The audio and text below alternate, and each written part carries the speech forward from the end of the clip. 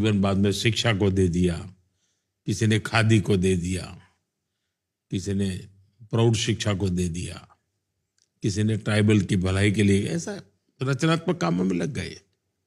लेकिन देशभक्ति से प्रेरित वो आंदोलन था, आजादी का आंदोलन।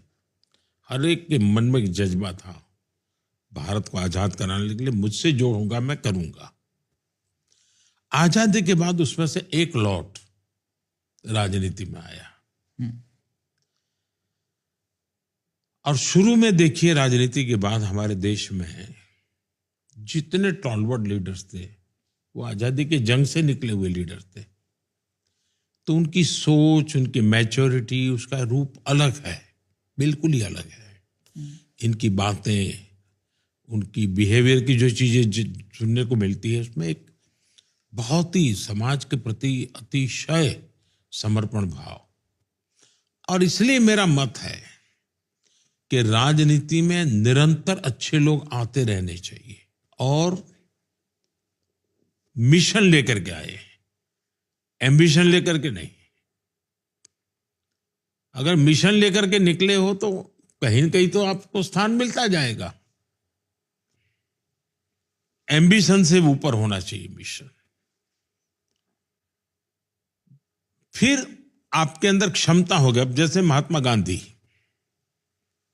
आज के युग के नेता की जो आप परिभाषा देखते हैं तो उसमें महात्मा जी कहां फिट होते हैं? पर्सनालिटी वाइज शरीर दुबला पतला,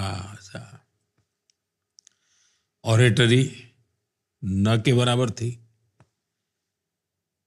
तो उस हिसाब से देखे तो भाई वो लीडर बन ही नहीं सकते थे। तो क्या कारण था? तो जीवन बोलता था।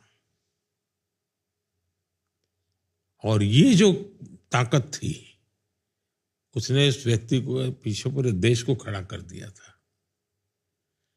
और इसलिए ये जो आजकल ये जो बड़े प्रोफेशनल कैटेगरी में पॉलिटिशियन का रूप देखा जा रहा है, लच्छादार भाषण करने वाला होना चाहिए, ये कुछ दिन चल जाता है, तालियां बज जाती हैं, लेकिन अल्टीमेटली तो जीवन काम करता है।